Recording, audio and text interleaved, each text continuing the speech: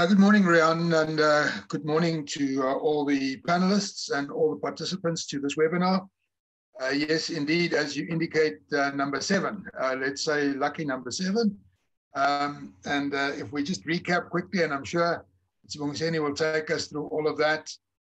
We started on the 15th of the month with the introductory webinar, where in particular the focus was just to point out the very close relationship between this process to review the spatial development framework as a subset of the provincial growth and development strategy managed by the Provincial Planning Commission, obviously linked in the Office of the Premier.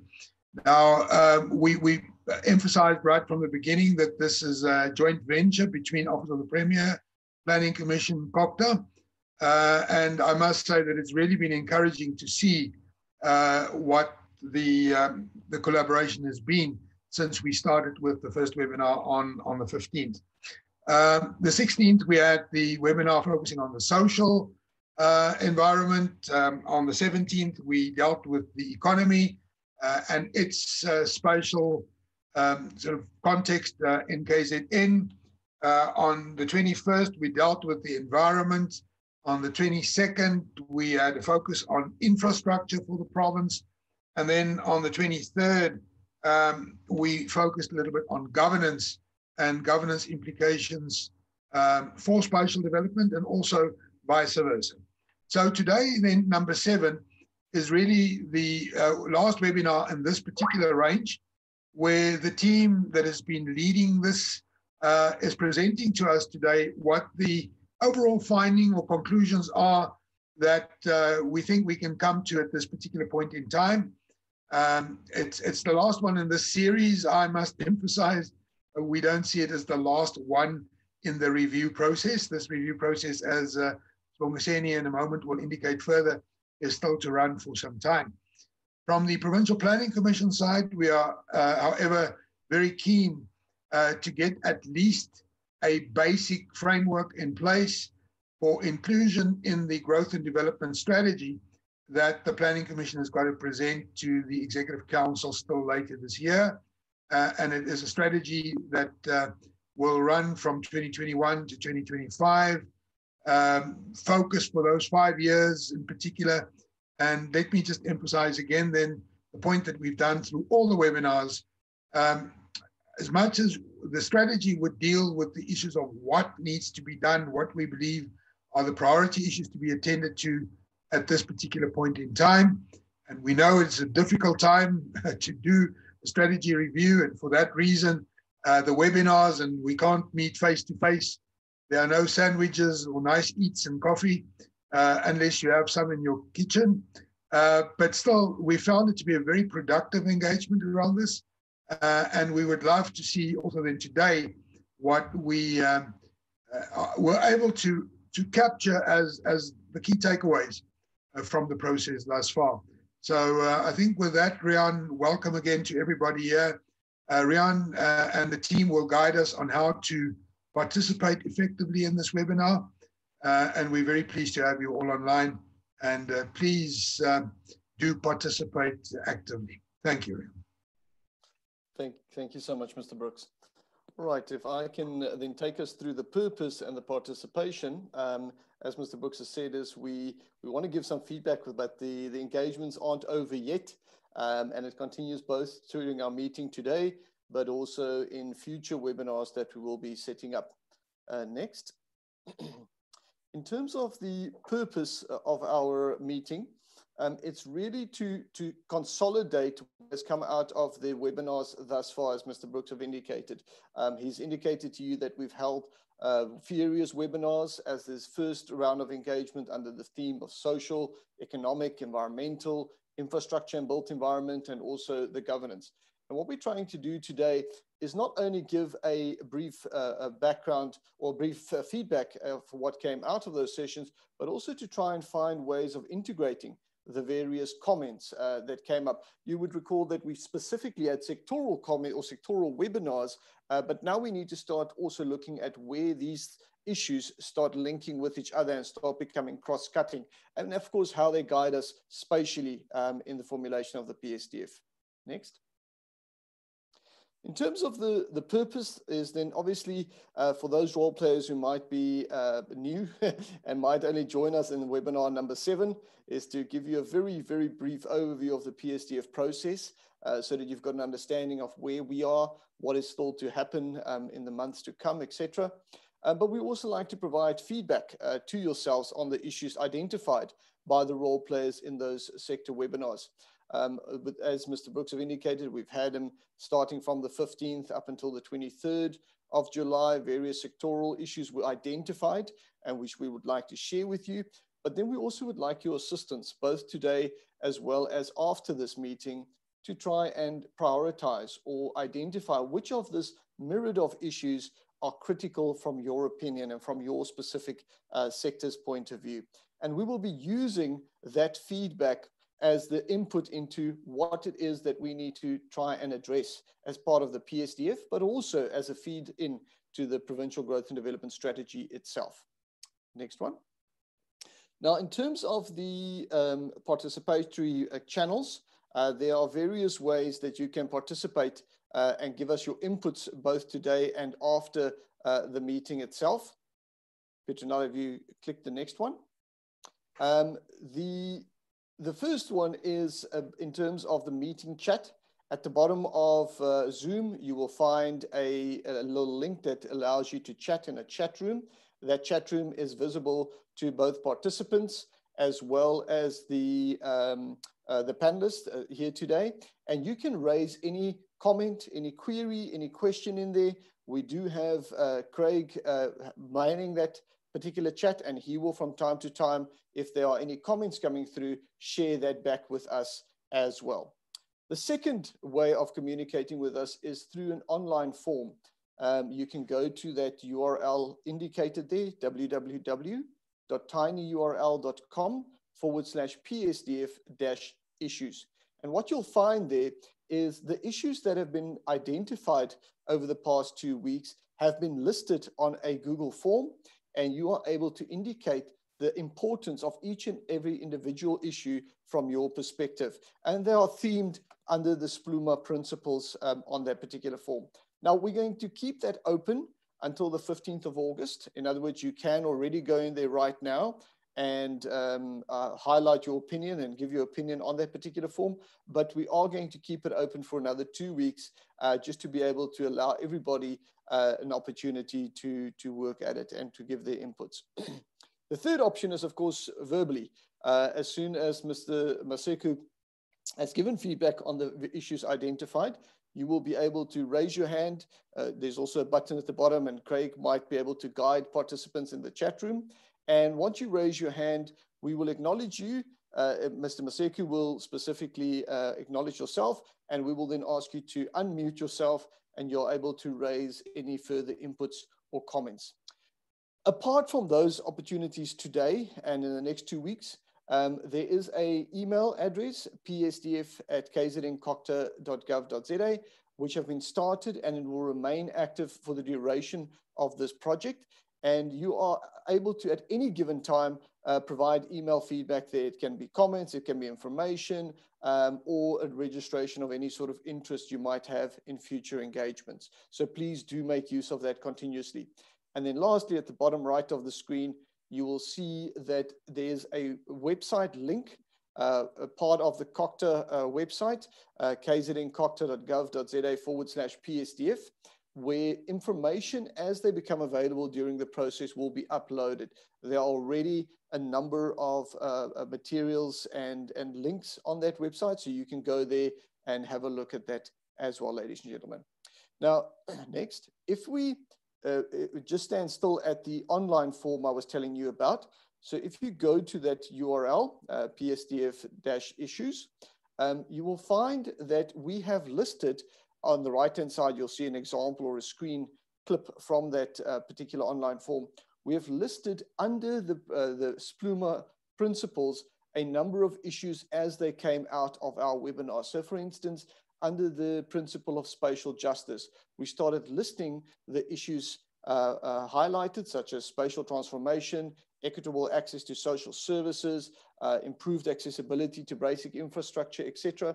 And what you do is for each of those, out of a level of 5, indicate by selecting how important you believe that issue is, both for the development of KZN, but also for consideration in the provincial spatial development framework specifically. So you can see, you can indicate if it's not important versus critically important and provide a value opinion on that. And we really want to encourage you, ladies and gentlemen, you know, any sort of feedback where you start scoring or ranking things is only as good as the level of participation. So we really do want to encourage all of our role players to go to that link and start giving their opinion accordingly.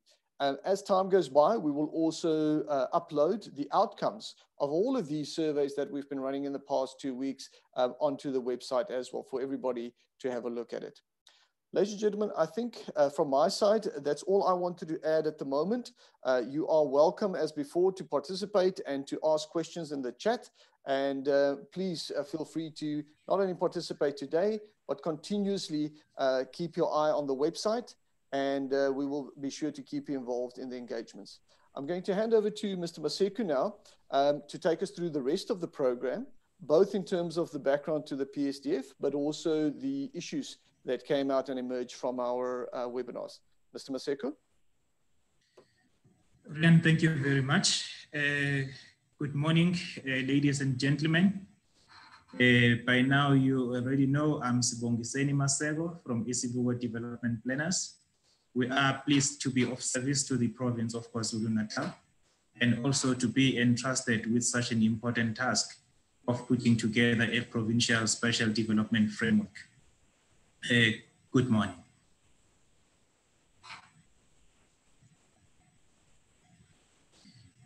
You are well aware by now that this session is part of the second phase of the project, whereby we are doing a policy review with an intention of identifying directives for spatial planning. And also we are working on a current situation report, whereby we will identify all the spatial challenges facing our province and the opportunities that are available for us to seize. Today, we are providing feedback on the sessions that we have held over the last 2 weeks, and they form part of the visioning phase. We are not here to present the vision per se. You would have seen on the title of this entire presentation that it says towards a special development vision. It's not a vision per se, but it's a report back on what you said to us, on what you told us over the last 2 weeks, of the information that we collectively generated over the last 2 weeks, whereby we take your opinions, your inputs, and we kind of synthesize them and basically present a picture of what they say to us. The actual document will be available in September 2020. That will include the opportunities, challenges, and constraints, basically the status quo report.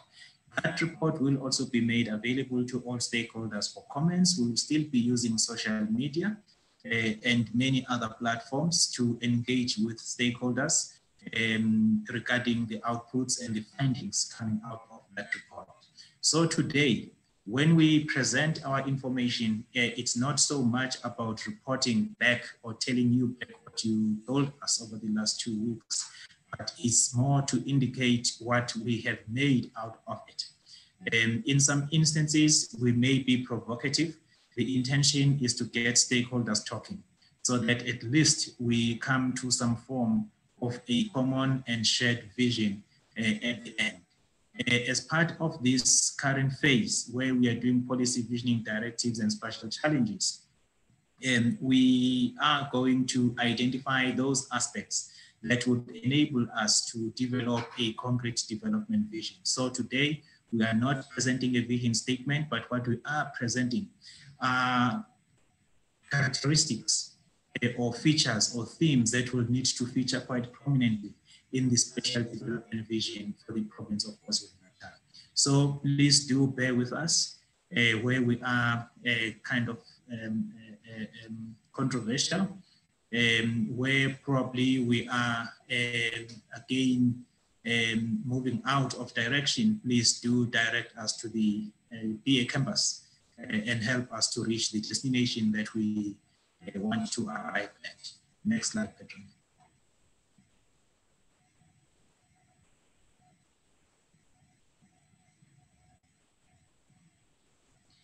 You have heard from Mr. Brooks. I'm not going to repeat what he said. Last few weeks, we have been running a series of webinars. We started with the launch. With that launch, we achieved a number of things. Yes, the intention was to tell stakeholders that we are developing a provincial special development framework, or that a province has initiated a process towards the formulation of the provincial special development framework, and also that province is currently reviewing the provincial growth and development strategy. But at the same time, we managed to mobilize stakeholders to participate at least in this initial set of webinars, which we ran from the 16th up until last week. And we kind of gathered as much information as we possibly can. It is our intention still to get more stakeholders involved in all of our sessions. And if maybe there is a way in which you can assist in identifying more stakeholders and also inviting more people to participate in this process, that will be highly appreciated. We started on the 16th of July 2020 with the social sector webinar. And in that webinar, what we discussed basically were issues of social issues that relates to special planning. I will be taking you through some of the issues that were raised, and also maybe some additions to the issues that may require further discussion on our side. On the economic side, we looked at the special economy of the KwaZulu-Natal province, and that happened on the 17th of July 2020. And on this session, we may probably have focused a lot more on the economic performance rather than the special aspects. But out of that, we did kind of obtain valuable information on special trends that, on economic trends that have serious special overtones for the province, and that would actually be needing some input in terms of the special framework for the province. The environment, we were told that the quality of our environment is declining, and a number of indicators were used to substantiate that particular statement. That leaves us with a key challenge of changing the ways in which we engage with the natural resources and ensure that we are moving towards sustainable harvesting of any natural resources. In terms of infrastructure, we were, again here, views were made regarding whether development follows infrastructure or infrastructure follows where people have settled. We now know that there are areas in our province where we would need to extend infrastructure in order to unlock economic development opportunities and create new opportunities for development. There are also areas where we have to respond to service backlogs, in which case then that is where it holds truth that development must go to where people are already settled. Issues of governance on the 23rd of July 2020, as much as here we're dealing with kind of some of the issues that we had to deal with were somewhat sensitive because they deal with issues of reporting, they deal with issues of intergovernmental relations, they deal with issues of performance in some instances. But we managed to collect valuable information again. And again, there is an emerging agreement that actually we need to get good governance and mainstream it so that we are able to achieve an effective implementation of the Psdf. So today I'll be giving feedback on each of these and then drawing from all of them some themes that will be taking us towards the development vision for the special development vision for the province.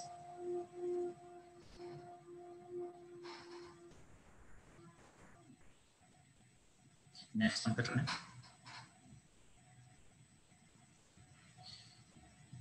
Members of the Commission are among us today. I'm not going to be presenting the development vision for the provincial, as indicated in the Provincial Growth and Development Strategy. It's there for all of us, but I do want to highlight a couple of things from this particular vision. One, it's got a time frame of 2035, which basically means that we need to work within this particular vision. But at the same time, we can project beyond this particular vision, but without being in conflict and in contradiction with what is already contained in the PGDS. So basically the SDF will be a 2035 SDF in terms of visioning, but we may have to look beyond that in some instances so that we are at least clearer on how we link with what is happening at the national level and also globally. Again, we are looking at the SPLUMA principles, which we have to mainstream in the provincial special development strategy. But as we do that, we are also guided by the PGDS. The PGDS has got these 7 goals: inclusive economic growth up to spatial equity. If you look at all of them, you will note that they all have serious implications for spatial planning. And when we look at issues of inclusive economic growth, the question is, where do we want to promote this inclusive economic growth? When we look at issues of strategic infrastructure, the question is whether we are unlocking opportunities. We need to focus, identify those areas where we have to initiate these strategic infrastructure in projects so that we unlock economic development opportunities or even social development opportunities. But there are also instances where we have to address backlogs first and then create that opportunity for economic development. Issues of environmental sustainability, as you already know, we even had a webinar on this. They are quite critical for spatial planning, and issues of good governance as well. Next slide, Patrone. In this slide, we try to unpack the PGDS using the SPLUMA principles: issues of spatial justice, spatial sustainability, spatial resistance, and we indicate those aspects of the PGDS that are already directing us towards a particular direction. If you look at issues of spatial justice, there will be concerns with issues of safety and safe living environments. Basically, this talks to your sustainable human settlement, that they should be safe living environments, and they should also provide for health or improve the health conditions of the people that reside in those areas. They shouldn't be dangerous to the people that reside in those areas. Already, this is saying to us, how do we respond to issues of informal settlements, for instance? How do we deal with deep rural areas and so on? Issues of eradication of poverty. Your poverty pockets are largely rural. And in some instances, yes, you've got poverty pockets in urban areas as well, in the form of informal settlement and so on. And these are the areas that are also lacking in terms of basic services for all. Most of these issues are there in the PGDS, and we will now be looking at the spatial implications and the spatial overtones of these issues. If we look at sustainability and spatial resilience, we decided to combine these two. It's all about sustainable living environments. How do people engage with the natural resources such that they do not compromise the ability of the future generations to meet their own development needs?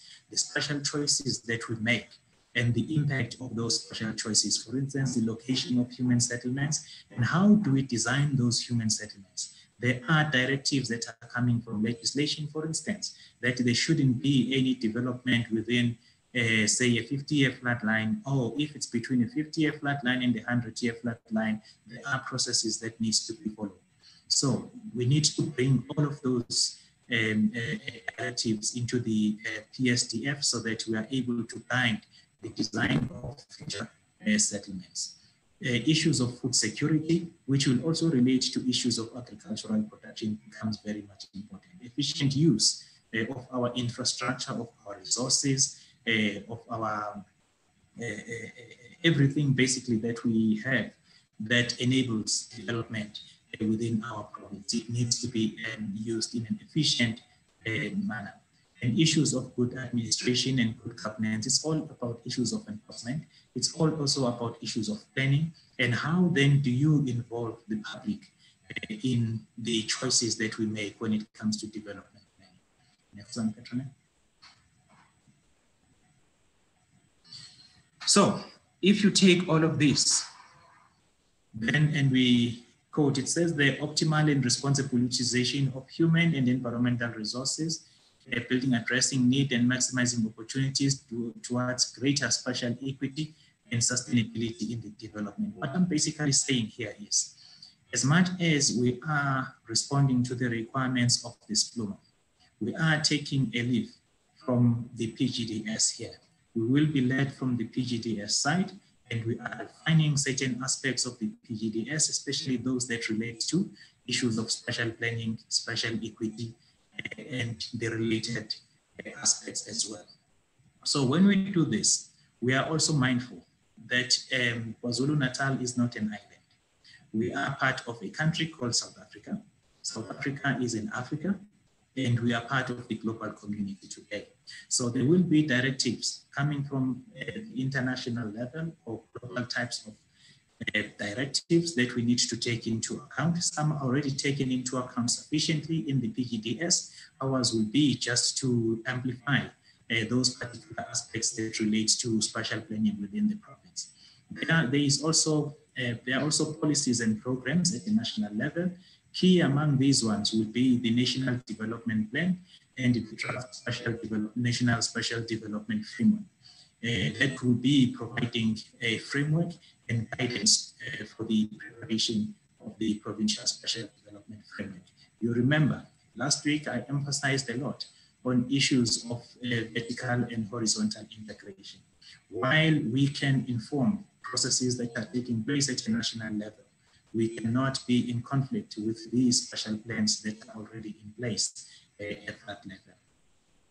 We will also be looking at the challenges that are facing our province. Some of these will relate to the historical past, colonialism, apartheid, and so on. Others would be the current challenges. Since 1994, South Africa has introduced and implemented a number of policies. And a couple of years later, or a couple of decades later, the impact of those policies is now starting to be felt. And we will have to take this into account. There are also risks, basically, that comes from the environment we find ourselves in. Some of these risks, yes, we can manage them, but we may not control them. Issues of COVID-19, we can manage it, but we may not control it completely. Issues of climate change, we can manage the impact, but as to whether we determine that climate change happens or it doesn't happen, it's beyond our capacity. We cannot do that. We will also be taking into account your trends and patterns that are taking place in the province. By the way, this is the Provincial Spatial Development Framework, and if we do not deal with the trends and patterns, the issues of competitive and the comparative advantages, the opportunities that exist, we would have missed the boat. And we also have to be mindful that there will also be pitfalls, and we need to be aware of those pitfalls so that we are able to avoid them. And in some instances where opportunities do present themselves, we do need to be aggressive. If ever you do see in this particular PSDF what you regard as maybe too aggressive or even too radical, it's probably because we are looking at the opportunities that are presenting themselves. And if we do not seize those opportunities, they may disappear from our face. The components of the draft development vision will be indicated later on, but basically there will be a detailed vision statement. It will be supported by a series of maps and a consolidated map. And then we also have to be clear on the impact that we want to create. And therefore, it's important that we have got clear targets. At this stage, it will be long-term goals linked to those particular targets and the manner in which we will monitor our progress in terms of implementing those initiatives towards the implementation of those goals. Okay. Now I will be taking you through the issues that came out of the webinars that we had over the last few weeks. This is my favorite one. It's my favorite one precisely because it talks about us as the people of KwaZulu-Natal. You can undertake planning as though there are no people that live in a particular area. However, in this, that cannot be the case in this regard. We have people of KwaZulu-Natal. And as we have people of KwaZulu-Natal, they come from different walks of life. They have settled in different areas, either by choice or circumstances have forced them to be in those areas. It is therefore important that we understand the people of KwaZulu-Natal. We understand the social issues, we unpack, we identify and we unpack the social spatial issues that are critical for the provincial spatial development framework.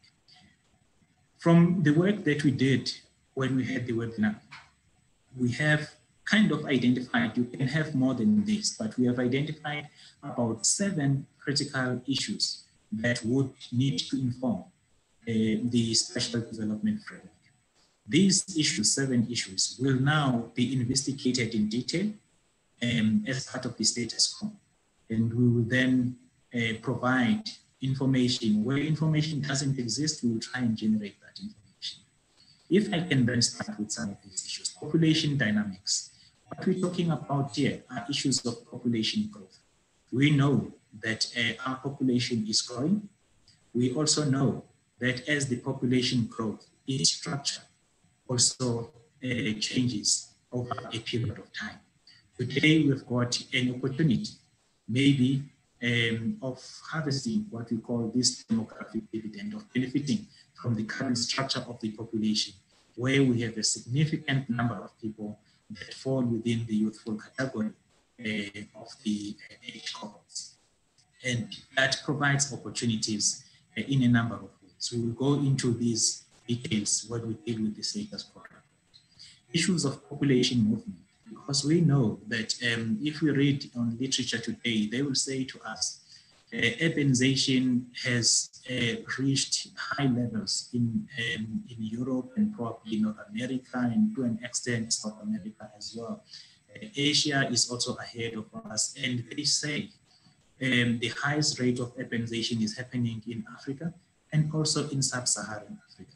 Last week we heard that yes, indeed, there is a level of urbanization taking place in our province. However, it may not probably be as high as it's happening in areas like Gauteng and probably other provinces within our country. However, there is movement also within rural areas. There is movement within urban areas. A critical one in urban areas that we need to take into account. Post-1994, we saw a lot of middle-class Black African people moving to the former white-only areas. And what we are seeing again is a wave whereby a significant number of those people are moving back to the rural settlements, the ones that are located just outside the urban centers. And you see that on the indicator of that particular move is the number of substantial structures that are emerging in these areas.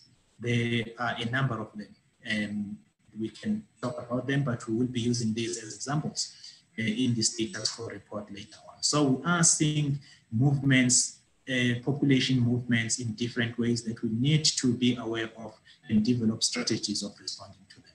Critical again on the issues of social development is an issue of access to social facilities and amenities. We're talking here about access to health.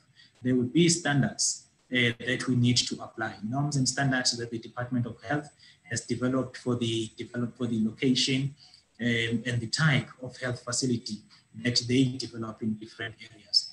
Education, sports and recreation, police services, and others. So what we are basically talking about here, as much as it will be at a community level, talking about safer communities that we need to build at a local level, we need to escalate this to provincial. So if we have these safer communities locally, then the cumulative effect of that at a provincial level is a safe province that we need to be talking about. So we will be unpacking this issue of safety here. It's not just about police services only. It's got implications of, there are many other aspects to it. How we design these settlements, how do people move within these settlements, distances that people walk from home to where they access services, facilities, and so on. These are all the aspects that we need to bring into this particular theme of broadening access to social facilities and amenities. And remember, this is also critical for giving effect to the principle, to actually the goal in the PGTS of social equity, because we are talking here about equitable access to social facilities and amenities. Issues of settlement patterns and social cohesion. There is a tendency among us town planners in particular, doing spatial frameworks also for local municipalities, to assume that all settlements in a rural context are the same. Whereas they are not the same. There are a number of dynamics. I remember some years back doing land reform projects in Tugela Ferry, where when we were doing a settlement plan, we tried to have one area for settlement because it made a lot of sense in terms of locating schools, sports fields, and so on. So if we had all of those 600 or so beneficiaries in one area, from a planning point of view, it made a lot of sense. However, when we presented that draft plan to the community, we were told we belong to two different Izigodi. And when we've got social gatherings, we carry two different types of shields. That is how we identify ourselves. So we need to be sensitive to such issues. We may not always, culture evolves, and we need to probably engage our communities and enable those cultural practices and those ways of life that they have known for majority part of their lives to evolve. However, we've got to be sensitive, and when we plan this kind of settlements, we need to be aware that these settlements are not the same. And people within these settlements see themselves differently in some areas before they all become part of one bigger community. So what we are talking about here as part of settlement patterns and social cohesion are issues of separation that we still see in our province along racial to some extent, but more so the class divides. And this is sometimes widening because we are seeing a trend whereby the poor continue to be located in peripheral areas. They do not necessarily have good access to opportunities and public facilities. And this is something that requires attention. Informal settlements, in some instances, they are still invisible. There is a program to date by the Department of Human Settlement called UNSP, which we need to respond to and mainstream in this particular Psdf, because it's starting to change the way in which we think about informal settlements. We will again be dealing with this in more detail later on. I've addressed the issue of identity and sense of belonging, but also most importantly is the serviceability of these settlements. It's fine for us to be saying that we need to promote rural development, we need to extend, address backlogs and so on. The reality is we may not be able to deal with each of these settlements in the same way. In some instances, you may have to provide a lower level of services, probably because densities are low. But we need to also bear in mind that access to each of these services is a right. It's not that people are begging for these services, it's a right that is in the Constitution. We need to introduce gender sensitivity in the way in which we undertake spatial planning at a provincial level. And there is a number of ways in which we can mainstream gender issues in spatial planning, some of which would relate to the reduction in distances to services and facilities. It again talks to issues of spatial equity. It will also talk to other principles that are enshrined in this Bluma. Issue of food security was discussed in detail in almost all the webinars that we had last week. What we are talking about here are issues of optimal use of agricultural land. You will remember again, if we go back to our rural settlements, the way in which they are structured, it's not the same. You have instances, for instance, in northern KwaZulu-Natal, areas of Jozini Mangus, where there is a clear separation between areas where people undertake crop production and where they have built their houses. But if you go to other areas, Mshwati, Benle, and many others, you will find that crop production fields are part of the allocation towards that particular household. And we therefore need to deal with all these kind of issues whereby people are engaged in social activities that would ensure food security and sustainable livelihoods on their own. In which case, then, issues of subsistence agriculture becomes important.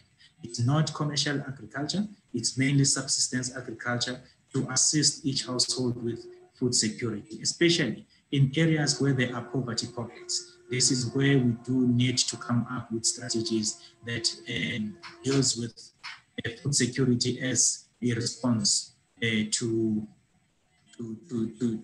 poverty. Poverty, inequality, and unemployment is another one. And we all know the special location and of where the special concentration of this triple challenge. You will find most of them, yes, in the townships, in the informal settlements, in the rural areas, and so on. And basically it says to us, how do we turn this around? What strategies do we put in place to concentrate on addressing this triple challenge of poverty, inequality, unemployment in rural areas and also in the informal settlements and in the townships? It plays itself mainly in the lack of or poor access to economic opportunities. We also need to harness our human resources here. Basically what it means is using existing social networks, social structures at a local level to collect new data sets. Today, I don't know how many times I have voted. I've participated in all the elections that have been held in the country. The issue of knowing exactly how many voters are in different areas always comes up. And probably it's time that we do need to start thinking quite seriously about using existing networks at a local level to develop, while we're linking this with spatial planning. We know exactly the people that reside in different areas, and we set up systems that will enable the generation of this new data set, which is required, but at the same time, at the moment, it's not available. The next one. This is an economic puzzle.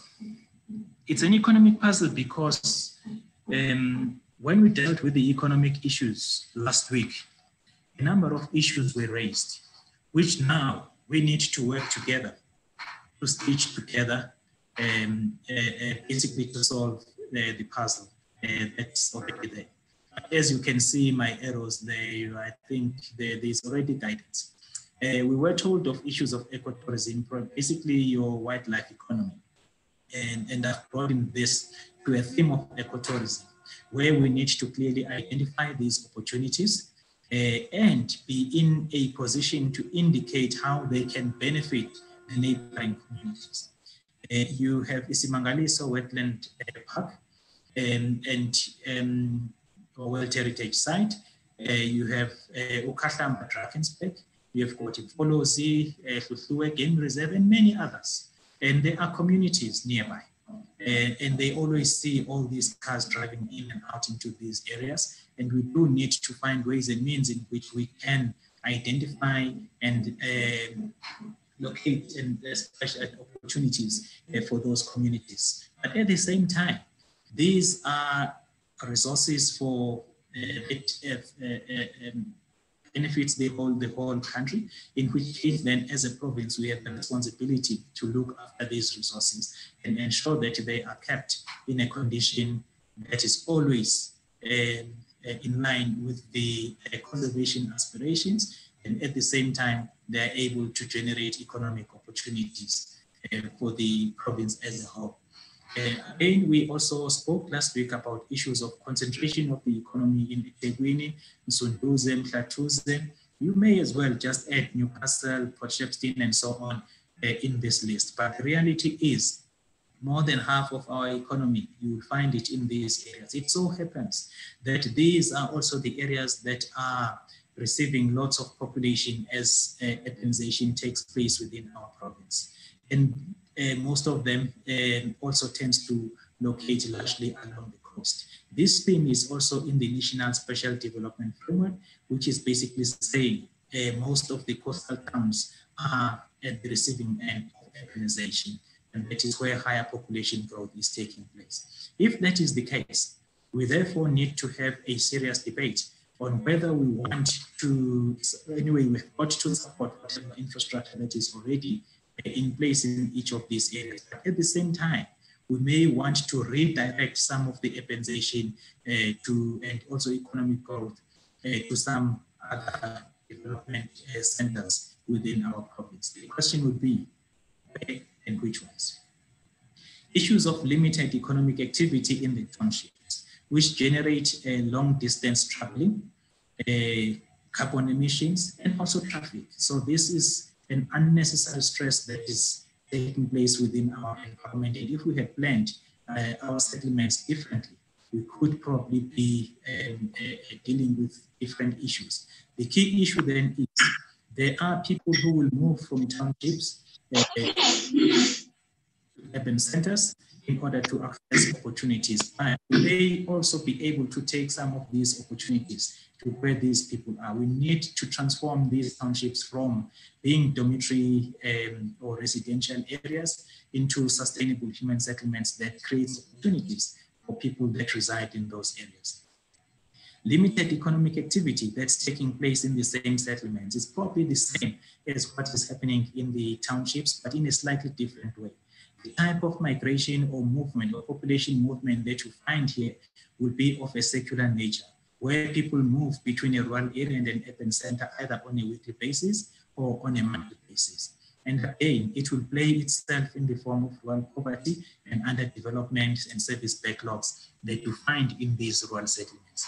But what you also do find in our province as a trend that is emerging are people moving to areas that are along main roads, largely regional roads and provincial roads, and also areas that are already better off in terms of services, that are already provided with water, where there are opportunities also for accessing other public facilities. The role of small towns, and again, these small towns, they take different forms. For instance, we've got small towns that are located in the former mining areas, Danhauser, Glencoe, etc. And the fortunes of these towns have changed. And we do need to define the future role of some of these towns. There are also towns that are in the agricultural regions. For instance, your Losberg, Iko, they may have emerged as service centers for the surrounding commercial farmlands, but their role has changed. They now provide services to a large rural hinterland that is probably some kilometers away from where these towns are. And the future of these towns, some instances looks bright, but in some instances it's questionable. And we do need to have serious engagements on how do we respond to these towns. Issues of regeneration will probably be coming to the fore here. Issues of promoting more settlements, creating more energy around these towns, markets and so on around these towns would probably be some of the good responses. Towns in the rural settlements, such as Nongoma, Mut, Manguzi, and so on, the likelihood is most of these developed without any economic base. It's not even the likelihood. And in most instances, they developed around a hospital, a public hospital. And you'll find that they are now, they've grown, and there's lots of activities taking place. There's lots of energy in each of those areas. But we learned last week that most of them are supported by community services. And probably they now play again a service center role for the rural hinterland. And these towns have never benefited from special planning, maybe more to a limited extent.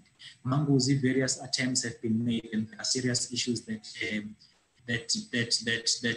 are at play in that particular area, similarly with Josini and so on. That again, province is responding to, and probably we just do need to reinforce our initiatives and move with speed to respond to these ones, especially the area of Manguzi and Nongoma, because they are developing quite fast. Agricultural land, it's facing serious challenges. One, farmers are having it hard out there because of the competition that is happening globally. And as a result, this is affecting agricultural productivity. And again, you've got the land reform, which is a huge opportunity for changing land ownership patterns in the province and impacting on this apartheid inherited land ownership pattern.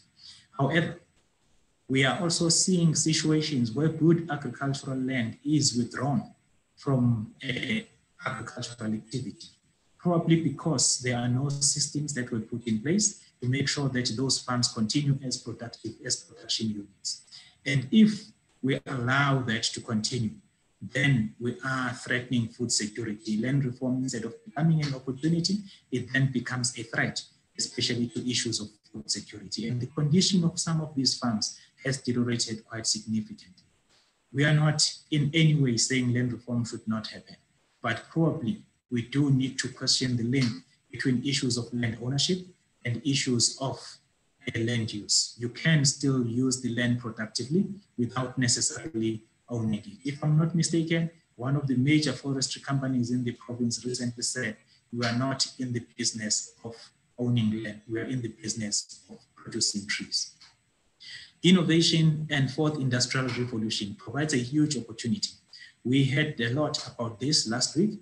It is mainly about the blurring of boundaries between the physical, digital, and biological worlds. We do need to keep in touch with what is happening globally. We do need to move with speed so that we are left behind. We're not left behind. If you remember, one of the economic theories, it's only those powerful countries that may continue to thrive, powerful countries that are able to adjust when opportunities like this do become available, that will always outpace those that lag behind in terms of technological development and innovation. So we do need to embrace the fourth industrial revolution.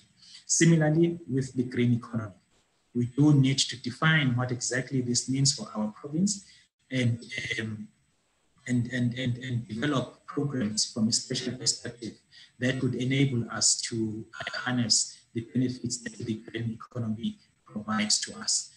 Most of these are already dealt in the Provincial Growth and Development Strategy, and as I indicated earlier on, we will be taking leave from there moving onwards. Wow, this is an interesting one for me. It's the smart cities. Maybe we are trying to solve problems of our existing cities and towns when we should be looking out elsewhere else. Yes, we do need to sort out the smoke that engulfed the whole of Pietermaritzburg last week. It has to be sorted out. And many other challenges that we find in other areas. But at the same time, probably we do need to look at opportunities for developing new towns altogether, especially if we are going to face a wave of urbanization over the next few decades. And we do need to start thinking quite seriously and honestly about areas where we can develop new settlements and where there are opportunities for industrialization in those settlements and probably developing any form of economic basis in those areas. I see this as regional integration zones because today I can tell when I leave KwaZulu and entering the old Natal and vice versa. So if we can find these integration zones where we can blur boundaries between KwaZulu and where the former KwaZulu and the former Natal, that would be a huge leap towards the future, towards an integrated KwaZulu Natal. I see these as opportunity areas at the same time, where we can start something new, where we can create new opportunities, where we can take the province to new heights. Next one, Patrick.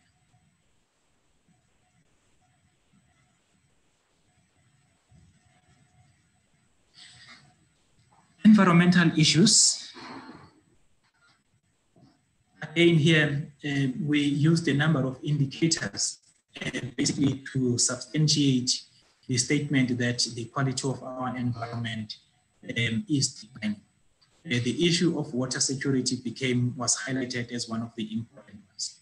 You will remember, we are a strategic province for the whole country when it comes to water resources. We were told yesterday there are a number of rivers that rise within our province and also schemes that supply water from our province to other provinces. So the heartland of the industrial heartland of the country, Gauteng, depends partly on KwaZulu-Natal for water resources. But at the same time, you have got eThekwini, Msunduzi. We heard recently, I indicated earlier on that there is a higher concentration of economic activity in those two centers and plateaus as well. But if you take eThekwini and Msunduzi, you realize that they are both in the Mgeni catchment, which basically indicates the strategic importance of Mgeni catchment. And if we can be like those who are planning water resources, we were told that there is already plans in place to develop Impendle Dam in 2050. However, if the management of our water resources continues as it's happening at present, the need for that particular dam can happen even much closer. So what that means is we do need to identify all areas that are critical for water security in the province and devise special strategies that would enable province to manage this resource in an efficient and effective manner. This would also be critical for issues of food security. I will relate this to issues of agricultural land. We do need to identify and map agricultural land in the province and categorize it accordingly.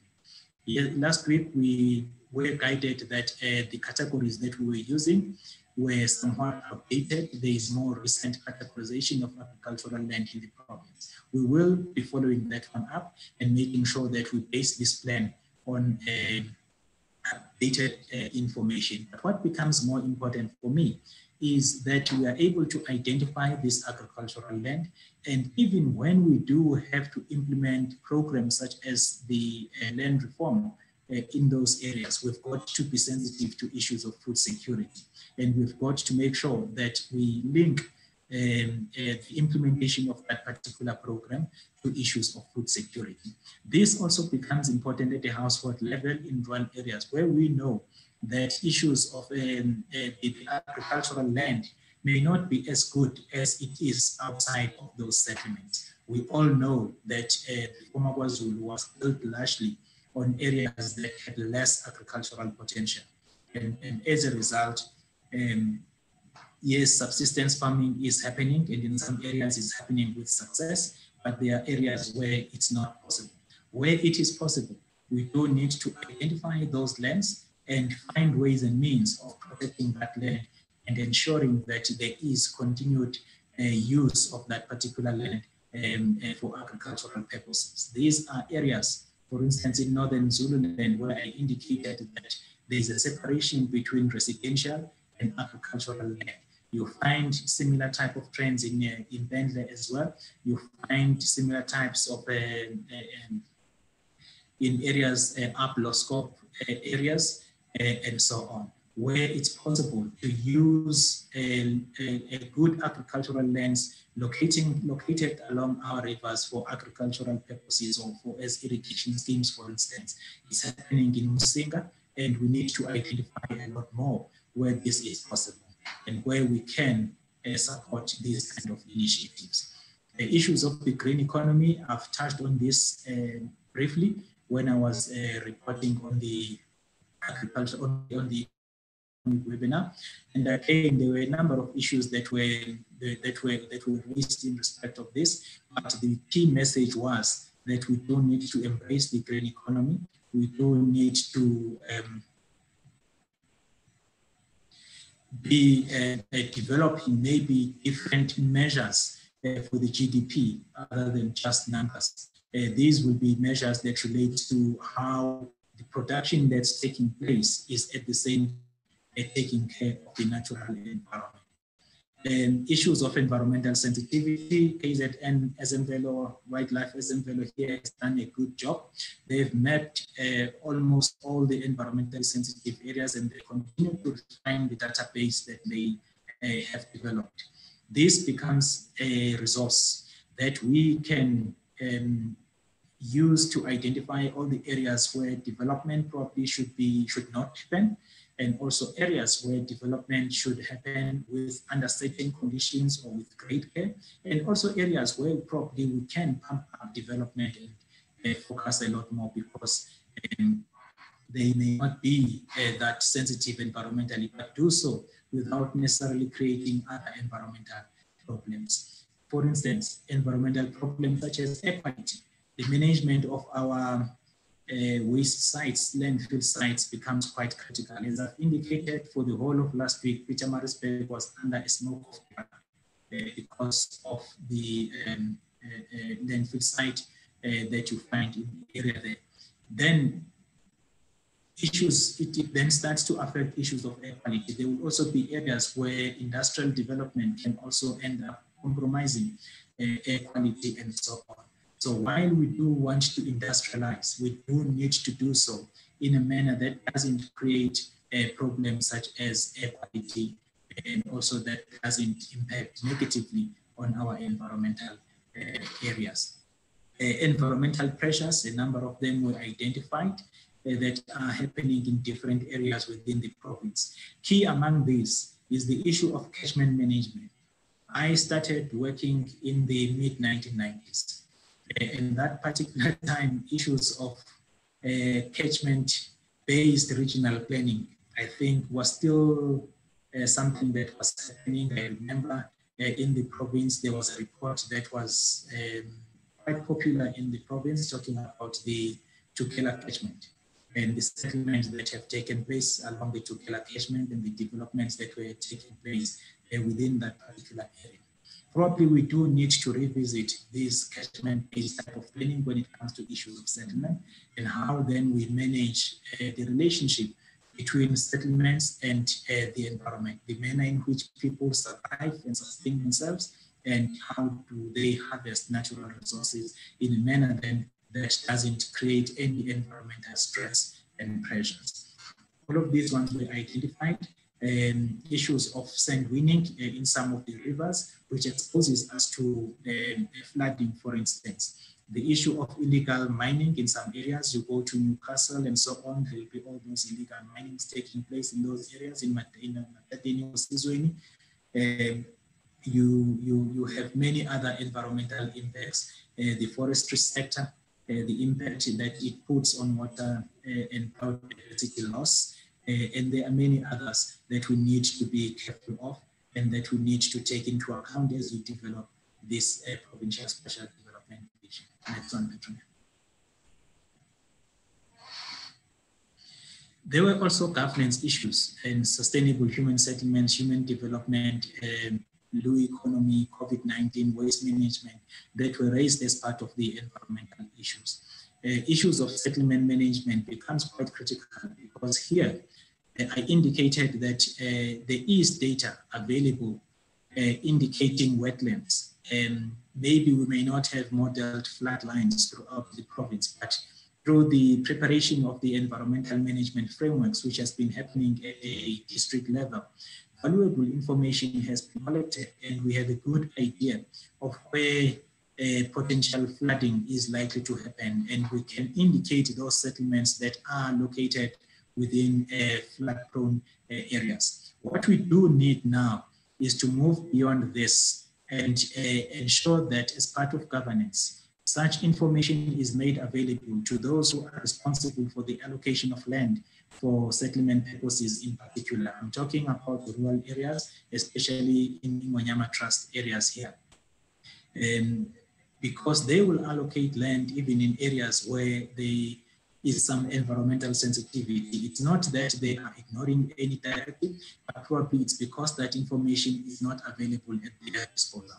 There is also a level of capacity building and education that needs to take place.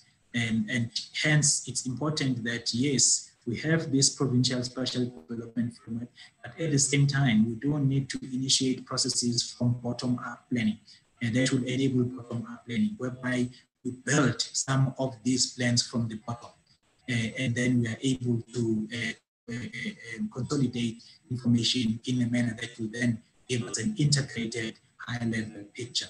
Municipalities will play a critical role in this regard. The formulation of municipal special development frameworks becomes quite critical.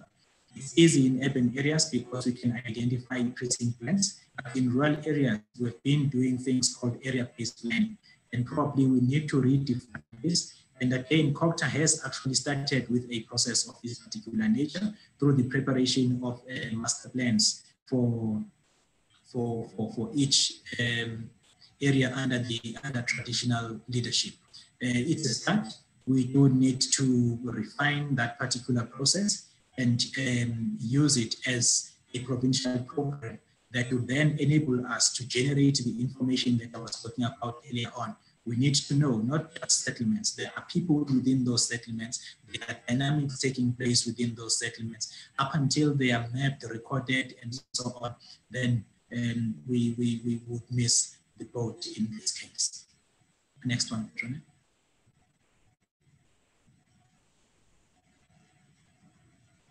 Infrastructure.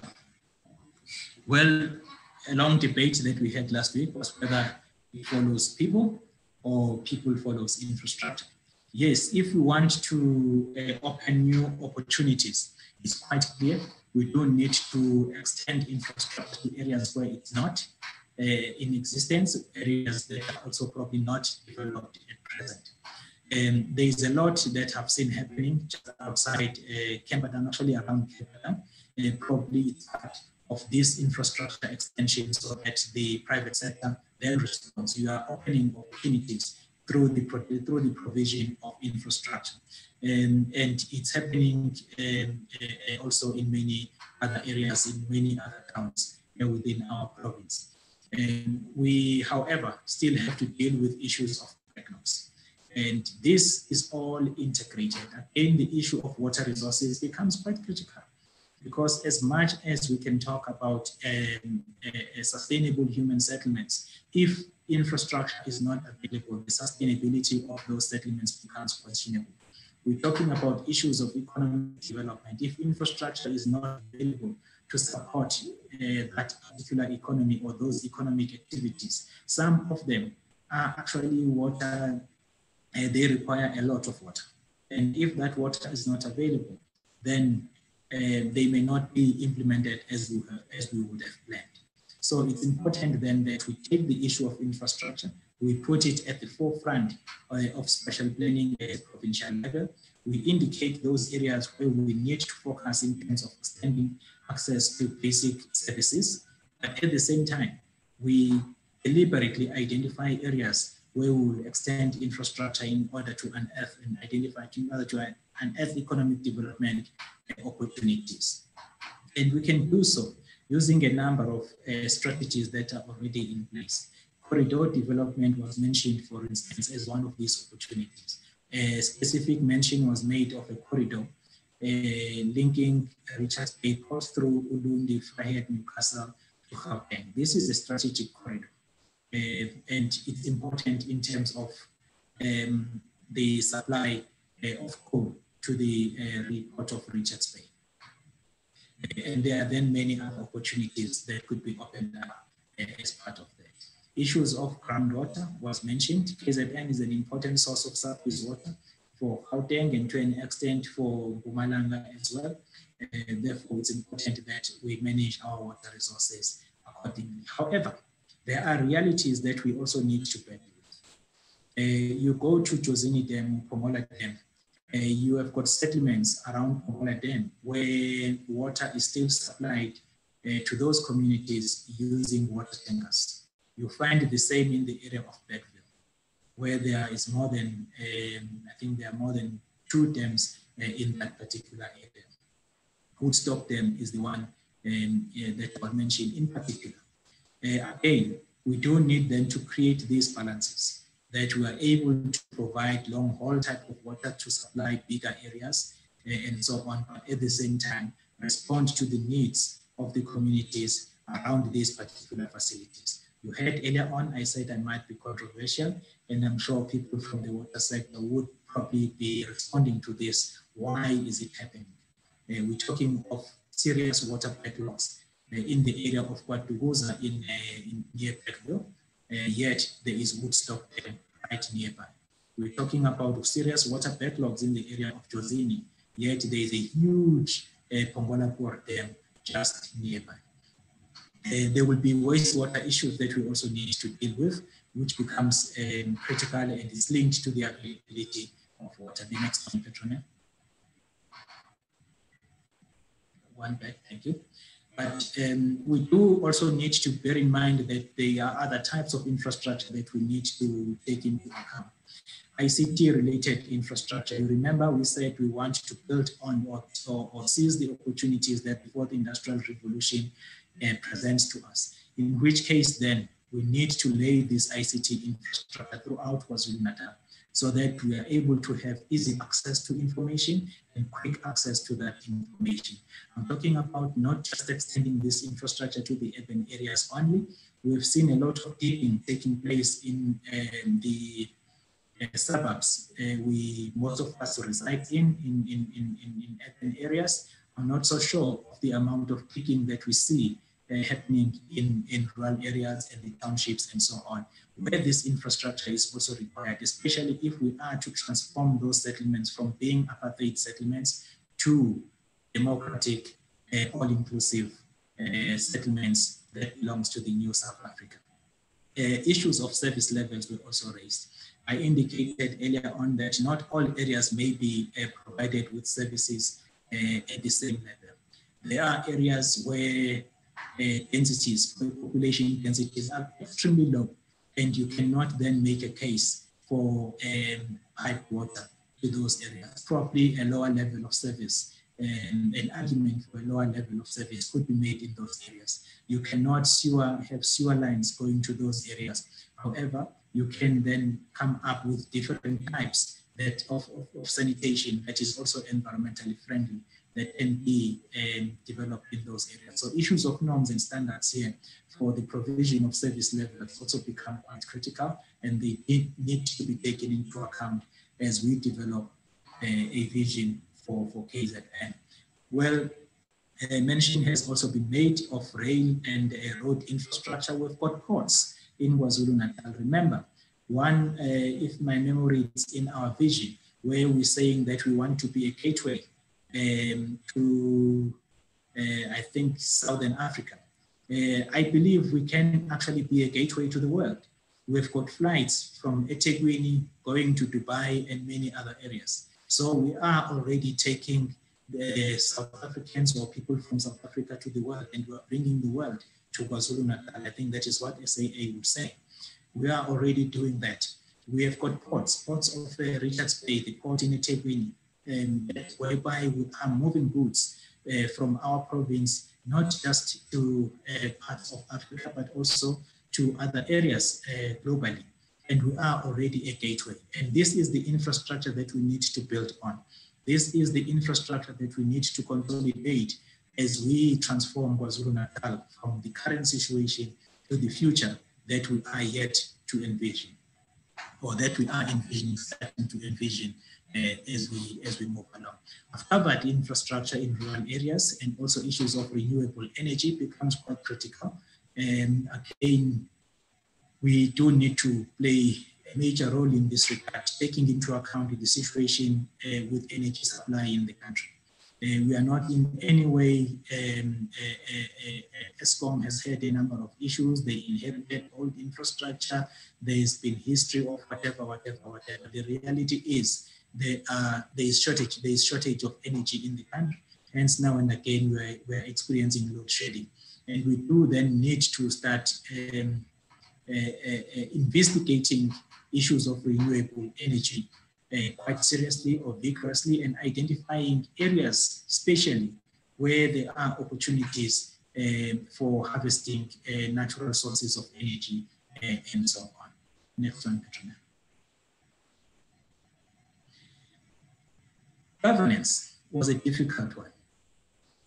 We started here by indicating Rian did a very good job here because he synthesized the issue of governance very well and taking into account the difficulties that we, to an extent, we're working on X here.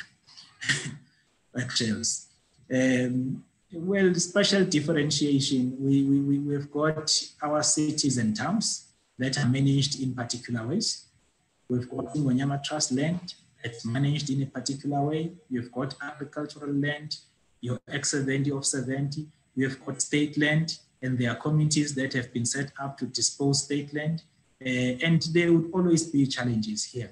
What we are basically saying is the current situation within our province resembles a situation where you have got different type of rules, special management rules or special planning rules that apply in different areas. And what we do need to come up with is a unified, uniform, special system of special governance. Whether you are in cities and towns, whether you are in Ngonyama Trust land, whether you are in agricultural land, it should be the same. Spluma is actually starting to take us towards that direction. We are introducing land use schemes in areas where that have never been under a land use scheme. However, there's a lot more that needs to be done in order to ensure that those schemes are effective and that those schemes are also meaningful. Because in some instances, one gets a sense that we will do those schemes because province has said municipality A here is funding, go and do a scheme, and also Spluma requires you to do a scheme. However, whether that scheme is implementable, it's another issue. Whether a lot of ground has been laid, stakeholders have been mobilized to support the implementation of that special governance, is another story. There are also issues of coordination and integration. We indicated quite extensively last week issues of horizontal and vertical alignment. This would require us that we coordinate among government departments. One of the key responsibilities of this particular Psdf is to coordinate across government departments in the province. However, you still have issues whereby departments budget differently. And the implementation of the PGDS actually would help us a great deal here, because we then need to work within that existing framework to identify opportunities for integrated and coordinated spatial budgeting and the sharing and yes, the sharing and efficient use of resources. Linked to that would be an issue of organizational capacity. As I've indicated, Spluma would require us to implement schemes in rural areas, Psdf at the provincial level, and there would be issues of the effective implementation. We need to create sufficient capacity within the province so that we are able to implement Spluma effectively. And those 5 principles, we are able to mainstream them and again, achieve them as outcomes of special planning in the long run. And then the issue of accountability relates to issues of reporting against targets. As part of this, stakeholders were saying, we need to have clear spatial targets. If we've got, for instance, densification targets in the province, I'm making a hypothetical case, and there will be many other targets that we, spatial equity targets, there will be many others. Then we need to be able to report consistently on progress with regard to those targets, in which case we then need to set up systems and procedures to achieve this. Issues of vertical and horizontal integration, which I have emphasized a lot, becomes quite critical. This talks to the IGR issues. How then do we set up IGR structures such that we are able to coordinate effectively between the different spheres of government and also in different environments? Issues of public participation. Planning these days requires public participation. This will occur in the form of the sharing of information, consultation with stakeholders whereby we are soliciting views, and transparency in terms of decision making. But most importantly, there has got to be buy-in for plans to be implemented effectively. Hence, in this particular PSDF, public participation, stakeholder consultation is an ongoing activity so that we ensure that at the end of the process, all stakeholders have participated and views have been taken into account and synthesized into a common and a shared plan or strategy or framework for the province. Next one, Petra. We have then consolidated these issues using the 5 SPLUMA principles. I'm not going to go through each of the consolidated themes because I've covered almost all of them. But in terms of issues of social justice, it basically says we cannot, we can undo, is it undo, or probably my terminology here may be a bit challenged. We can make changes to the existing spatial form. But in Msinga is where Msinga is today, and the people in Msinga are not gonna move anytime soon. So Msinga is likely to remain where Msinga is for a very long time. The question would be, how do we transform Msinga? We need to have a vision for Msinga and say, we envision a Msinga that has this and this and this and this. I'm using Msinga as an example. You would have Nongo, you would have Mutu, you would have many, many areas that form part of the former KwaZulu that requires serious intervention in order to change the quality of life in those areas and in order to bring development in those areas. Planners are always accused of focusing mainly on urban areas when it comes to planning. Hence, there is the term urban bias. There is nothing wrong with being biased towards urban areas, but there is everything wrong if we do so by neglecting rural areas. The key issue here is to create a balance. And in this Psdf, we need to seek that particular balance. There are instances where people will move from Edendale in Pietermaritzburg to the CBD just to make an application at Home Affairs. Maybe we need to be looking at integrating functionally what is happening in Edendale with what is happening in the CBD of Pietermaritzburg. You can use the same narration with regard to eSikaleni in Mkhaduzi and Richards Bay or Mbale. You can use the same with eThekwini and Wamashu or eThekwini and Umlazi. We cannot move Wamashu from where it is, but we can transform Wamashu. We cannot move Inanda from where it is. And the last time I was in Inanda, I think eThekwini is doing a good job to bring development in that area.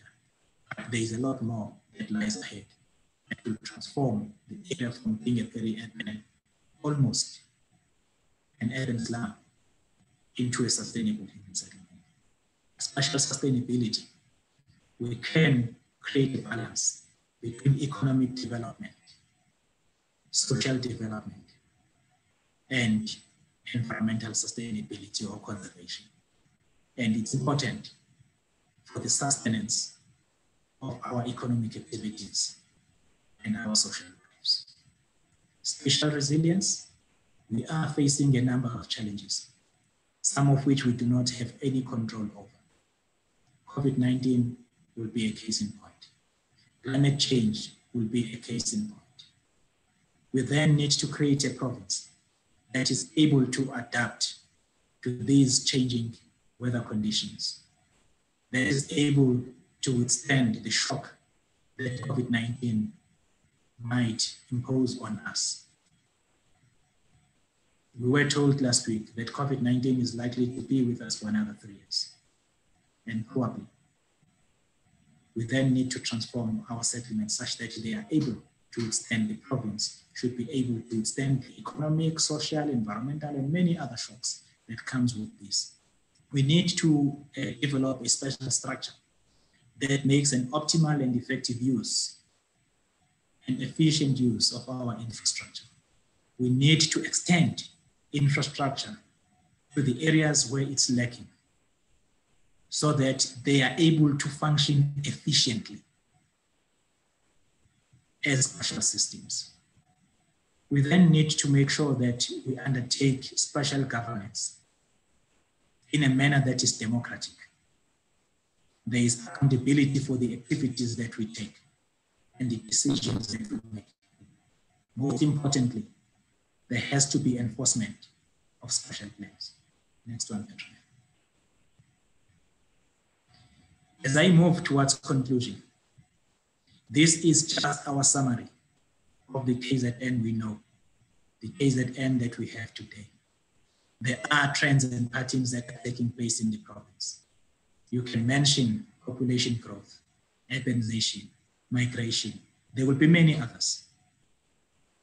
There are also competitive advantages that we have already, not even comparative. I use competitive quite sparingly here. We've got World Heritage Sites that provides endless opportunities for the province. Nature reserves, urban centers, ports, extensive road network, rich heritage that we can build on. There are also opportunities. Our location in relation to the SADC region. The N3 is one of the busiest corridors in the country.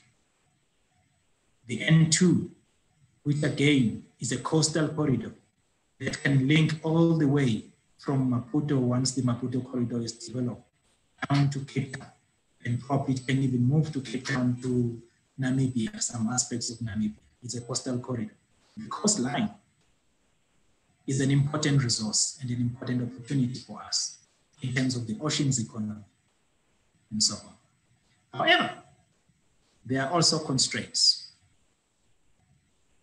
We still live with the apartheid spatial structure, unsustainable settlement pattern, declining quality of the environment, serious poverty pockets, and areas with extensive infrastructure backlogs.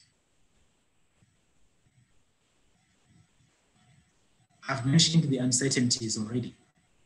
Technological advancement. Technology may advance so quickly, and it's so easy to be left behind.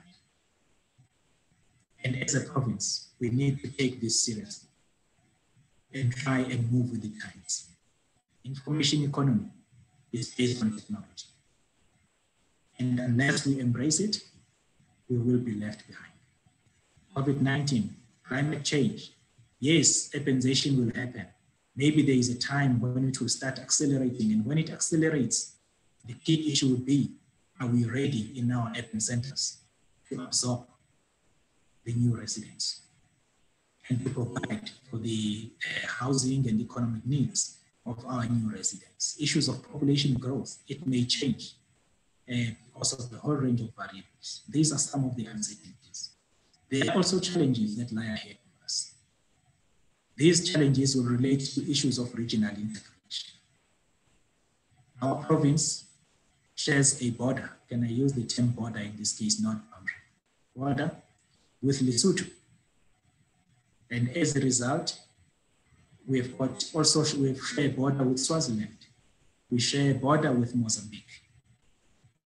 As a result, issues of regional integration become critical. Yes, for the whole country, but also for the province of KwaZulu-Natal specifically. Issues of spatial transformation.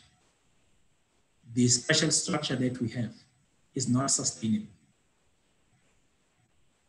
And we've got to transform. Here, we've got no choice. And probably, this is one area where we've got to be radical, where we've got to be aggressive. Access to facilities and opportunities is one of the ways in which we can address issues of spatial marginalization that characterizes rural settlements, townships, and to an extent, small towns as well. Next one, Katrina. So, ladies and gentlemen, as we re-envision KZN from a spatial perspective, we have to be guided by PGDS, as I've indicated. And we have to work within the framework that is already set in the draft National Spatial Development Framework. On my left-hand side, are some of the issues and the challenges that we are facing. However, if we cross and the vision that we need to have, the KZN that we re-envision will be a KZN that reflects regional integration effectively. It's a KZN that's characterized by functional and efficient spatial structure throughout the province, in different components of the province. Our rural settlements should be efficient, should be functional. Our urban centers should be the same. Areas that we regard as agricultural land, our commercial farmlands, should be functional and efficient from a spatial perspective. A KZN that's characterized by sustainable human settlements, irrespective of location. This is a KZN where we will transform the existing informal settlements gradually using the UISP into sustainable human settlements, where we will continue to build opportunities for sustainable living, areas where people can live, work, and enjoy themselves. We are talking a KZN that will be a smart province in every aspect, a KZN that will be characterized by equitable access to opportunities, facilities, and services, where if a person decides to settle in or to live in a remote rural area, it's not because of circumstances, but it's a choice. So where living in a rural area becomes a lifestyle choice, where moving to an urban center becomes a lifestyle choice. However, all areas have an equitable access to opportunities, facilities, and services. I'm talking about a KZN where there is greater integration and functionality between the rural and the urban components. So issues of interface becomes quite critical. A KZN that is characterized or that resembles, that shows, has every aspect of sustainable development, sustainable harvesting and use of natural resources. A KZN where rural economies are well developed. A KZN where there is land use and spatial integration. This is not a development vision, but it's a characterization of a KZN we would like to have. A KZN that is already painted in somewhat or somehow in the PGDS vision. And we have just expanded on that particular vision, and we are not presenting a vision as yet, but we are presenting characterization of the KZN that we envision. If there is general consensus on what I've just presented, then we will be starting to move towards developing a vision for KwaZulu-Natal. From my side, this is basically the end of the report back. Rian did indicate last week that we are developing an extensive report on opportunities, constraints, and challenges. We have collected valuable information and we continue to do so. Stakeholders have directed us to other sources of information that we will collect, collate, and overlay, analyze that information so that we develop a detailed current situation report. This will be dealing with the spatial issues, so its current situation in respect of spatial development within the province. That report will form then the basis of the final spatial development vision and the draft spatial development framework that will be taken through public participation processes. Next one, Katrina.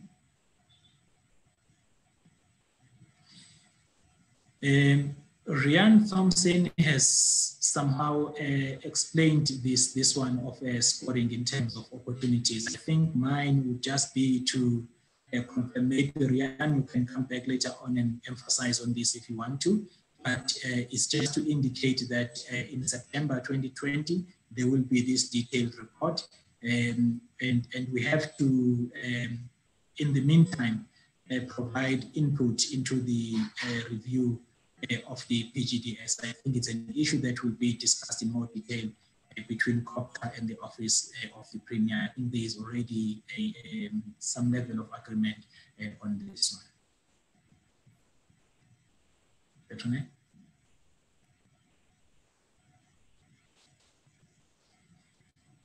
Well, today we know this is how you register in order to participate in this particular process. Please contact the individuals that whose names appear in these slides if you are not sure of anything or you need some information. And again, this presentation will be loaded onto the website and it will be available for further consumption by stakeholders and role players. Next one.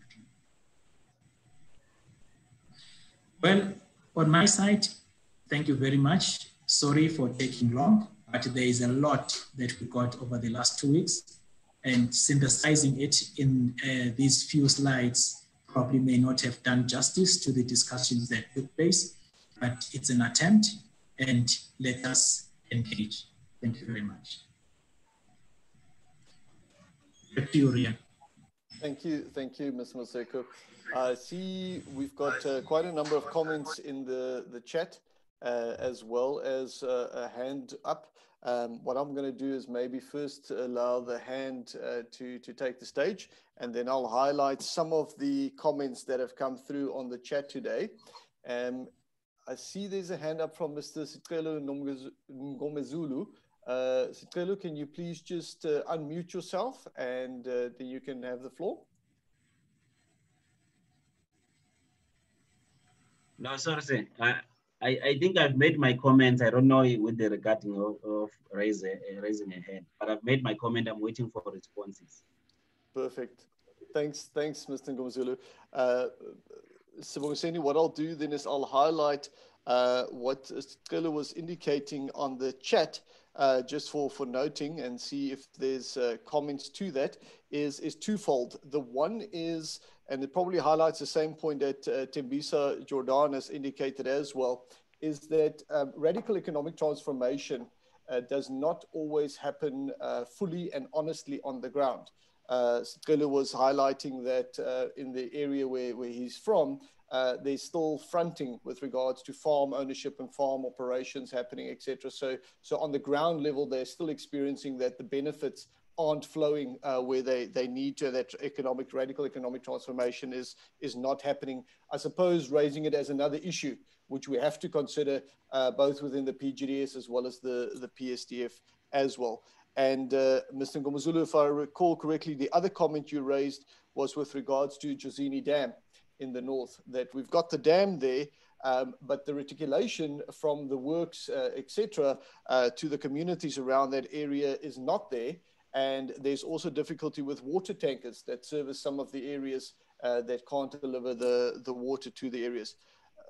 So we'll say, maybe let me stop there. If you do want to respond to those two, then I'll highlight some of the other comments that came in on the chat. Okay. Rian, thank you very much. Mr. Ngomezulu, thanks for the comments. Maybe let me first deal with this one of Jozini Dam. Maybe someone from the water sector can help us here, because this relates to issues of governance. The resource is there, but because of the governance framework, maybe most of the water is already allocated. I do not know. This is what I think I had some time back working in the Jozini area. And how those processes work, quite honestly, I am not sure, but it's one of the governance issues that we need to tackle. And if probably processes of this nature can feed into water governance and inform some changes in the way in which those water quotas are allocated, then I think we would have moved one step forward. It's an issue that probably we'll still need to investigate further, how it actually works and why those situations are taking place. And in our status quo report, we will be able to indicate because that contributes to issues of backlogs. The issue of radical economic development, yeah, well, that one it's a it's a difficult one. As it relates to land reform, I support land reform fully because it's in the Constitution. It's also a government program. But I also do believe that farming is something else. And this is where I'll then look at various opportunities for those who are receiving land through land reform program, who may not necessarily be farmers. They may have been farm workers, but they are not farmers, because farming, there is a lot that is involved in it. There are economic aspects, there are financial aspects, there are technical aspects. And my experience tells me that in some instances, farming is a lifestyle. They grow up within that farming environment, and that's how they become good farmers. It's how they have been socialized. Well, maybe not a lifestyle, it's how they have been socialized. And then the issue of land reform farms being used by commercial farmers, it's all different. We cannot put all in one basket. But what we do need here is to be able to package these land reform projects such that they do not impact negatively on issues of food security, on agricultural production, but at the same time, there are benefits for the land reform beneficiaries. Thank you, Ms. Maseko. I think I just want to highlight 4 more issues that came out of the chat. There's no hands up at the moment. Some of them are comments, just for noting. So I'm going to go through all 4 of them quickly and then see if there is anything we do need to respond to at this stage. The first one is from Professor Amela Bob, just saying thank you, Samoseni, for the comprehensive overview, touching on the status quo as well. But very important point Prof. Bob raises is the way forward from here is we need to now take these issues identified and let it guide us towards some strategic decisions, you know, and ranking and deciding what our priorities are within our limited resources as a province. So I think it's a very important point that this is the start. This is not by any means the answer. Then Mrs. Alka Ramnath from Umgeni Water. I know Alka has in previous webinars also highlighted the fact that we mustn't forget about groundwater. And she has just confirmed that if we talk about groundwater, it is also considering the quantity, the availability, and the quality of groundwater, which still seems to remain a source of potable water to a lot of families within the province. So I think that is noted. Then Professor Ronald Green Thompson, he's indicated 2 aspects relating specifically to the COVID-19 pandemic. And I think it's very valid points because we cannot ignore it. We're right in the middle of it at the moment. And his points are, firstly, the norms and conventions have changed. The world has changed due to COVID. And how do we apply that within our spatial development approaches as part of this Psdf? And then the second point related to that is now that scientists have found traces of COVID virus within sanitation works and using it actually as a measure to identify and monitor hotspots, how do we adapt to that? I know that's more of a technical question, but I think the point starts raising the importance of wastewater infrastructure and being able to deal with that effectively. And then maybe just the last point, Sibongiseni, that was raised is from Mrs. Marty Milne from the Office of the Premier. On the one hand, highlighting that obviously the vulnerability relates to the youth and disabled as well, not just gender-based vulnerability, which we acknowledge. And then a very interesting question is, how do we factor in the role of the informal economy, especially when we're looking in the continuum of both urban and rural settings? I think it's a very good point because the informal economy obviously applies and is present throughout that continuum. And it's one of the common denominators between the urban and the rural spaces. So that is quite an interesting point as well. So is there anything you think we should respond on any of those 4 items listed? Rian, thanks. No, I appreciate the comments. Indeed, some of them are technical. For instance, the one from Professor Green Thompson. Yes, this issue of COVID is changing a whole lot of ways in which we do things. And as special planners, we are also challenged to plan in a different manner. The challenge here is even the situation around COVID-19, it's still developing and is evolving, and it's evolving quite quickly. We haven't reached a stage where we say we now fully understand this COVID-19 and we are able now to identify implications for special planning. There are pointers already that we have to take into account. There are pointers already of how do we manage our settlements that we need to take into account. And we will do our utmost best to mainstream this issue of COVID-19 or the impact of COVID-19 in this Psdf, so that we reposition the province to respond or else to manage the impact this will have in the near future, in the long to distant future in our province. The issue of the informal economy is an important one because there are towns that you can, in a way, say they are based on this informal economy. If you go to Mangoes, yes, there are lots of small businesses you find in Mangoes, Josini, and so on, but there is also a lot of informality. If you relate this to the issue of informal settlements and what we can learn from policies that are being implemented by the National Department of Human Settlement today regarding informal settlement, there is a lot that we need to learn. There is a saying that's very popular these days. Personally, I do not like it. It says, informal settlements are here to stay. I don't like it because it may have other meanings, but I understand exactly what they mean by that particular statement. The same with the informal economy. We can say that it is here to stay. The challenge is developing strategies that enables the integration of the second economy into the first economy. With informal settlement, there is a process of gradual upgrading. You identify those that you can support, where you can provide services, and you decide whether you want to provide emergency services or you want to upgrade the settlement entirely.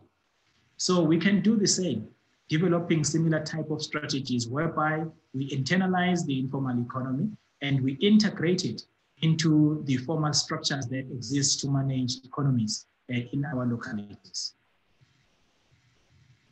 Perfect. Thanks, Samosini. I think there's one other one I picked up on the chat that I want to raise, then I'll ask if there's anything from Craig's side that they've picked up. And that's from Mrs. Melissa Pillay from COCTA.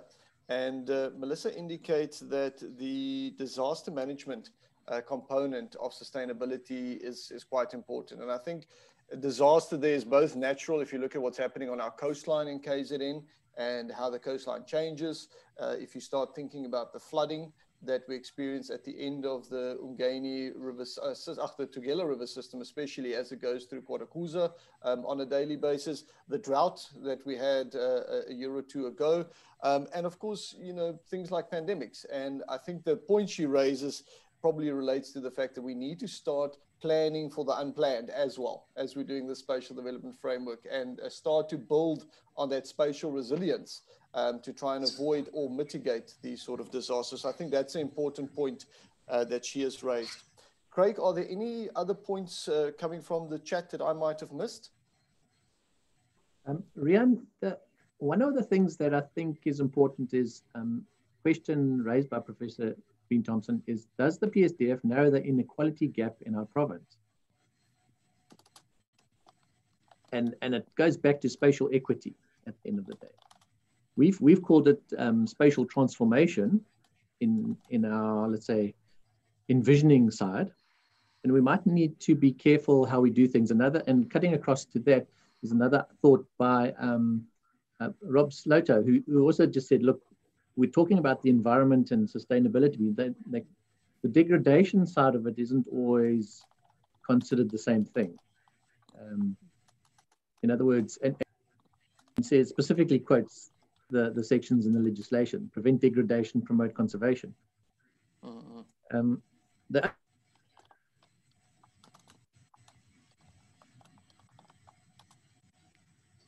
Craig, are you there? Craig, you're on mute again. Did you want to add anything, Craig? Gone off. Hi, Rian. There we go. You're Sorry, back. man. You're back. I don't know where we lost each other, but I think cutting across all the comments, I get a sense that everybody is calling for a very dynamic plan, one that can respond to as many things as possible, as quickly as possible. If we consider what happened with COVID and we were in lockdown, the things that mattered were the health facilities, RTC, water, and you were sucked into a system of limited movement, which increases the need for access to certain requirements, food, water, etc. And how are we going to be dynamic enough in this plan to address those things? So we're looking at how dynamic are we going to be with sustainability, responsiveness, being responsible, accountability, monitoring and evaluation. So these are some of the things that I'm just picking up on, hidden between a lot of the chats. Thank you. Thank you, Craig.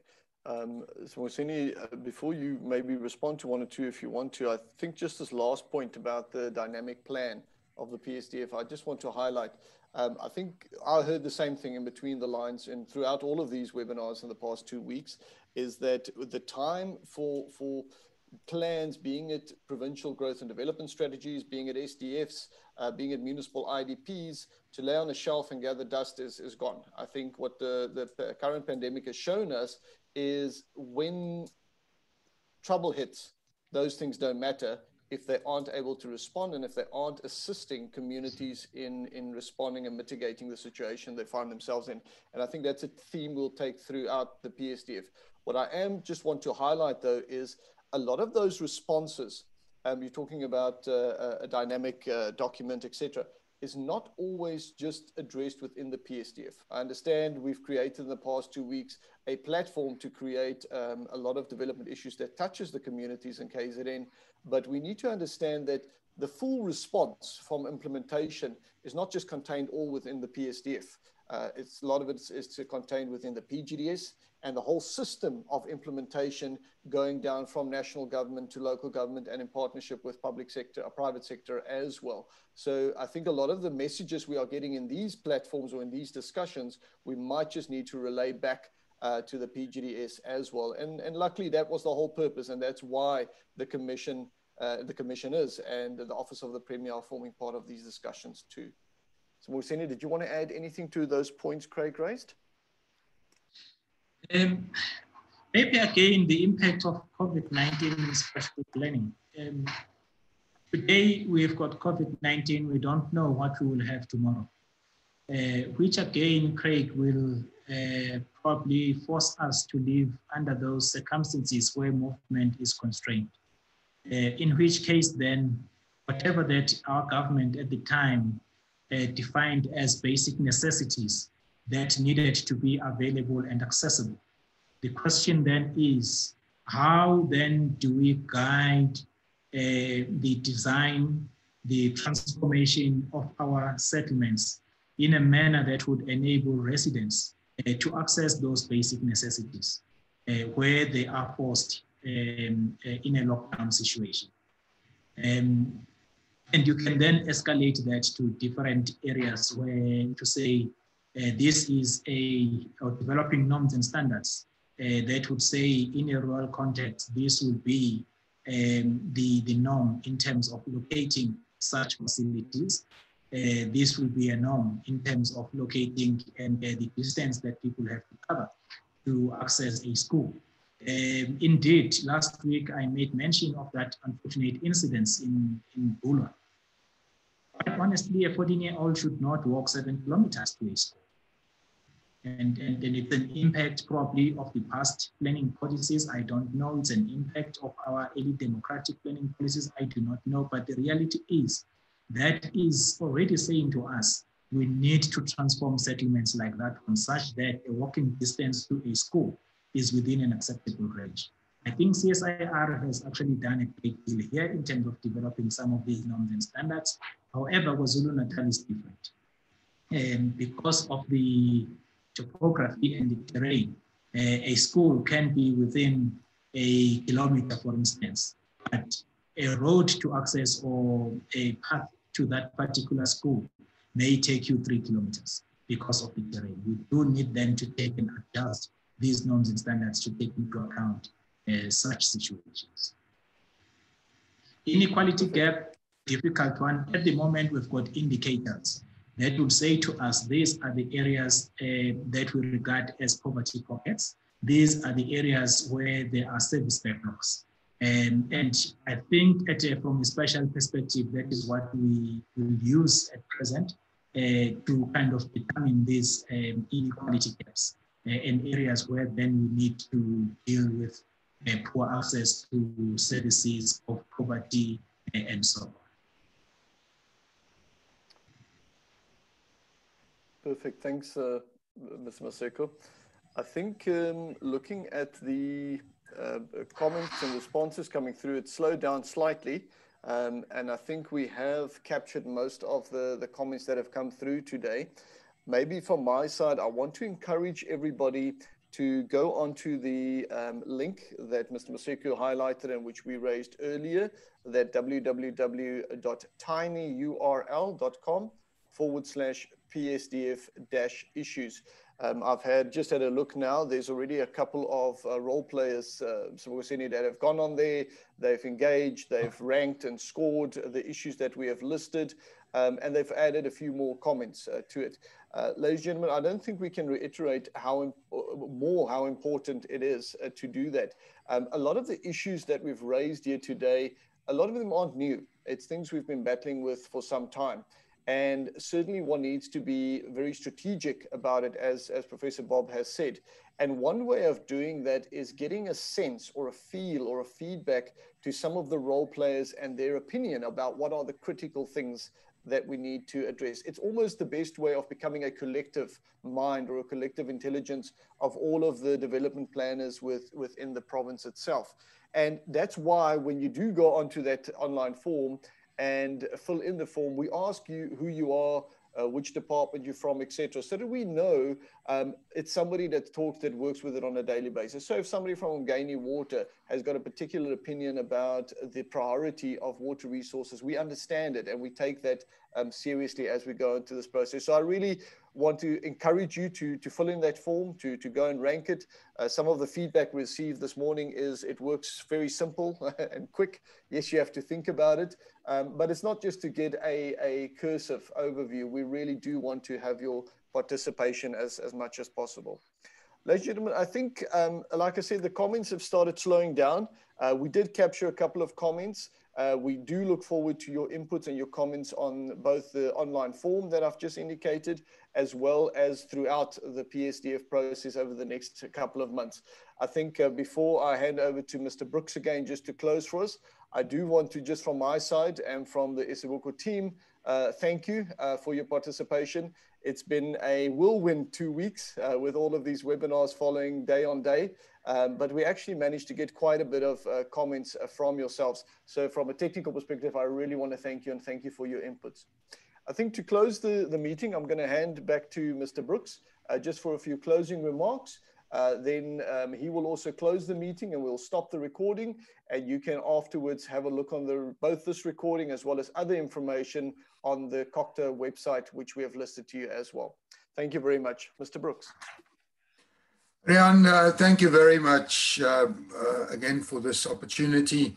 I think allow me just quickly as the closing remarks to just express appreciation and to say thank you to COCTA, Office of the Premier, Provincial Planning Commission, and I should have acknowledged up front my commission colleagues and fellow commissioners participating in this and having participated well in all the webinars thus far. Thank you very much to all of them. Thank you to you as the presenters as well. I think you'll recall that I mentioned in the previous or in the actual webinars we had this far that I really didn't envy you your task to capture and pull out the essence of very lively discussions we had in those webinars. Well done. I think you've done pretty well to condense them into something that we can take forward.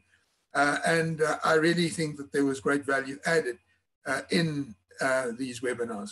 And I must again, just at this point, emphasize to everybody who's still online at the moment that we acknowledge again that this is not the ideal way of doing stakeholder engagement, but we should all maybe acknowledge that there's been an interesting way of doing it, and there are different ways of getting this done. And I think this has just proven the value of the webinars and actually embracing the fourth industrial revolution, which also tells me that we've got a responsibility to take those that classify themselves as born before technology, to get them on board, because I think the opportunities are there. I really want to thank the participants. I kept a watchful eye on the chats. It's interesting to see what comes up in the chats. And that obviously has been a very useful way of communicating throughout these webinars.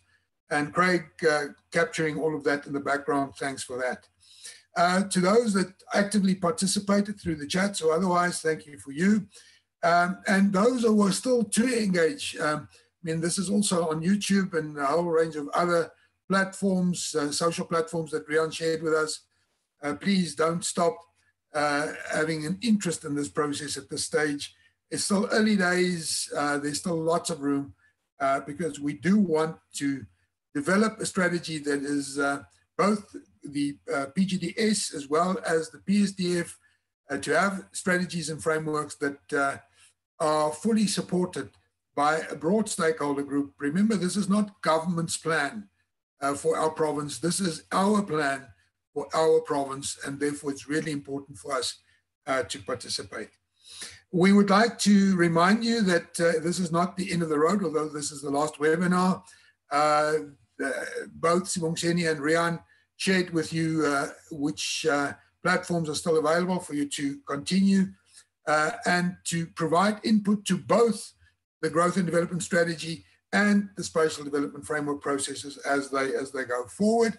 And I must say, Rian, this tiny URL has been an absolute eye-opener for me just to see. And I think that Stats SA probably have to watch their guard, because this could easily take over many forms of surveys that we have, because it's such an easy and user-friendly platform to use. Please go on to the website and make your contribution. Keep traveling with us, and may we all work together to what is currently still our vision until it is revised. So we really hope that we will work towards KZN being a prosperous province with a healthy, and at this day and age, really important, secure and skilled population, living in dignity and harmony, being a gateway between Africa and the world. Thank you very much. Please enjoy the rest of your day and take care. Thank you.